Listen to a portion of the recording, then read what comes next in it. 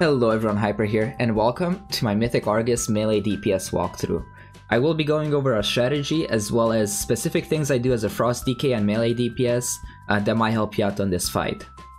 So on pull, our DPS spread out basically on both sides of the boss, just in case we get the debuff. I am the furthest target from the boss, because especially with those Frost Strikes, I can still hit him when I'm pretty far away from him. Now there we actually didn't get the debuff, so we just move into the raid.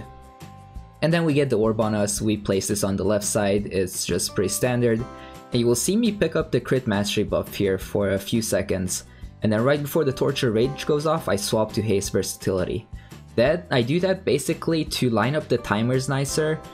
And if I don't get any more rage debuffs throughout this first phase, I will actually be able to extend my orb buff going into the second phase for about 25 seconds. Which is huge, and if you have that in the second phase, it will make the damage check much easier to achieve. Then our ranged DPS just bait the cone here. As melee, the cone will never go on you, so you can pre-position if you want. I just prefer to move with the ranged, I don't know exactly why. Just something that I developed over hundreds of pulls. Now here you will actually see me second potion pretty soon. Ideally you want to second pot as soon as it's up. But I was actually delaying it a little bit here because we were doing very well on the damage check, and I knew that we didn't really need that, and I was just saving it for my second set of cooldowns here, which you will see me use. And then I actually end up getting the rage as well, so that's not ideal, and I know I'm not going to get a fourth orb buff now. And here I was aiming to go into obliteration right after my pillar, but I actually just got so many runes back that I opted to just try to use those up as much as I can before going into obliteration. In this first phase, you are looking to push the boss before 1 minute and 55 seconds. That's kind of the cutoff point for whenever the new debuffs come out, and that way you will get one less rage in the second phase. So instead of it going on 2 melee DPS and 1 ranged, it will just go on 1 melee DPS and 1 ranged. Now right here, after you transition, you see the fog clear, but the tank is actually not moving the boss yet. That's because there's a common bug where the fog still does damage even though the animation is not there, until the boss has done one frost sight, or sweeping sight, sorry. And we again spread as soon as we get to this wall, and we end up getting the rage, so we just stand on the left side of the boss. And I just check to see who's behind me, because if it was another melee DPS, then I would just move through the boss. You see me angle my camera to make sure that's a hunter and not another melee DPS waiting for me to move. And actually getting this rage buff in this phase is kind of ideal for Frost DK, because you don't really have to worry about all those sights going through the raids, because when you're off to the side, the likelihood of sights targeting you is actually much lower than if you were stacked with a group, so you have most of the time you have less movement.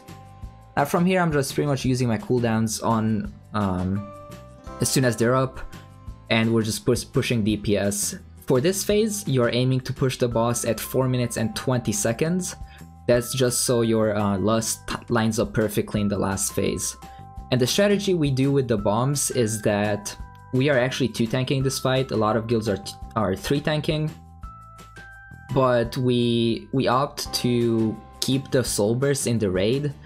So on the sets where you only get the 2 soul bursts, they just stay in the raid, and then if the tank has the Agramar buff, you just stand on top of the raid and take that damage. And if not, then we use a barrier or rally, depending on which set it is. And then for the sets where we get bombs as well, everyone just runs out with the tank. And that really helps the people who have fear. They get escorted by the tank and they don't have to worry about gaining those stacks while they're running out. So as a Frost DK, AMS usage is very important. Most of the time you will find yourself getting 1 or 2 stacks of either the rage or the fear. This pull, I actually played it pretty well, and we got lucky where I never had to AMS in the first 2 phases. That will almost never happen. You will have to AMS off. I suggest AMSing whenever you get the fear dot, or whenever you get the rage dot in the second phase. And then in the first phase, most likely you will be saving AMS in case you get soul blight, because you can just wraith walk to the side of the room, AMS, and then run back to the boss very quickly. Note that the sides from Edge of Obliteration cannot be AMS'd, and the debuff is physical damage, so if you mess up you can call for a bop, but more often than not, if you get hit by those, you will just flat out die. Then in this transition phase, we're just AFKing, and you saw everyone stack up right before or right after the boss transitioned with those debuffs to kill each other, and that's just to trigger that cooldown on the potions as soon as we can. So you can see that the phase will begin in 5 seconds here, and my potion is actually up right now. So as soon as we go into this phase, I will be able to use my 3rd potion. So we just Wraith Walk to the tree. You want to use Wraith Walk there because as soon as you come out of the tree where you're alive, you will be using abilities as you run to the boss. You want to Augment Rune and pop your cooldowns with the 4th or the 3rd potion as you run to the boss. And you saw me use Dragon there, even though I had it up for most of phase 2. The DPS in phase 2 is actually, or the DPS check, is not very important, and you will meet the DPS check more often than not if everyone is alive in the raid. And I just opted to save my dragon for the beginning of this phase, that way I will be able to get 2 dragons in the 3rd phase where the DPS check is actually very significant. Now the raid just spreads, and again we get Rage, which is the 4th one this pull, or this, this boss fight. And if you have Rage, you don't have to bait the module. However, if you have the Fear, even if you're melee DPS, you need to help bait that module because it can go on you. Now here we get the first set of chains, and you see me AMS. You want to have some sort of WeakAura or keep an eye on the tracker or on the DBM countdown, because you want to AMS at 5 or like 4.5 seconds to 4 seconds before the chains actually come out. Your AMS lasts 5 seconds, and this is because on the 2nd set of chains when you have to AMS, that set is actually about 1 minute and 2 seconds away from the 1st set, so if you just AMS exactly before they come out, then it won't be up for the 2nd set. And off-putting it like by 2 or 3 seconds there will actually just make it come off cooldown and have it up for that 2nd set of chains. Now here, as soon as we kill the 2nd module, again we need to spread, and you see me just kind of chaperone this person with Rage. I think that was Demira. And you just dodge these sights. About dodging the sights, if yours are spinning 2nd, or if yours are spinning 1st, then you want to stand between them, and then after they go off, you stand on top of where they used to be. And that's kind of a safe zone. If you're out in the center of the room, the safe zone is a little bit harder to judge, but it will come with experience, and you will be able to kind of tell where they're going. It's basically a grid pattern. Now you saw me bait the sequence or the module here with the rest of the DPS, and I just used Pillar of Frost on it. Pillar of Frost is very nice. It will line up with every single module as long as you have good uptime on the boss. If you're constantly out of range, then it will be a few seconds off, but as long as you have good uptime, you will have Pillar for every single module, and you will have Obliteration for every other one.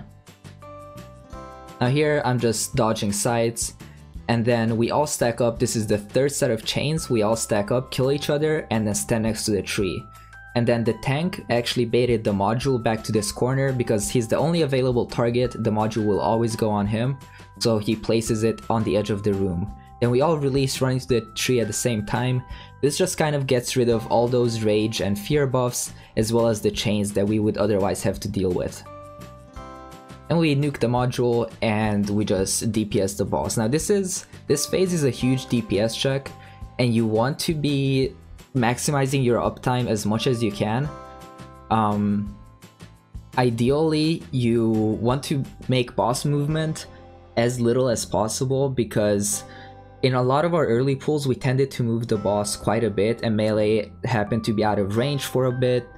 But if you just make small movements and then just move him between sites, then it's not that big of a deal, and your melee can have good uptime. Now for that set, this is the 5th module. Right before the debuffs come out, we spread, the debuffs go out, and as soon as the debuffs go out, you want to AMS. And after you AMS, you just saw me straight up sprint through everyone because I have AMS up, so I'm not going to get any of the debuffs even if I run through people with Rage, and just go straight to the corner to bait that module. Now if I was to get Rage instead of the Fear, then I would just stand next to the boss and keep hitting him. Then I call for potions whenever we have 15 seconds left on our Lust debuff, and that's just to kind of have potions for the entire last part of the fight. And then as soon as Lust is back up, you want to pop it, and then from here on it's pretty much just survive and nuke the boss. Now for the 6th module, you see all of the melee DPS who have Fear along with the range DPS actually run to the back there and bait that module. You don't want to hit that module at all because its health does decay, and this is basically your hardened rage. So whenever that module explodes, that's when the fight is over. And if you do any cleave damage to it, then the module will explode sooner. So those 2 or 3 seconds that you might have saved by not hitting it could actually mean the kill. That's all I got for Mythic Argus, guys. If you have any questions about our strategy or specific things I do as Frost DK, please let me know in the comments. I will also link all of the WeakAuras in the description box. And if you want to check out the multi-point of view kill video, I also have that up on my channel. We have a Demon Hunter, a Druid, and a Resto Shaman in that video. So if you play any of those classes and you're curious about you know, how they do everything on this fight, I suggest watching their point of views. But yeah, thanks a lot for watching. Hope this video helped you, and I'll see you on the next one.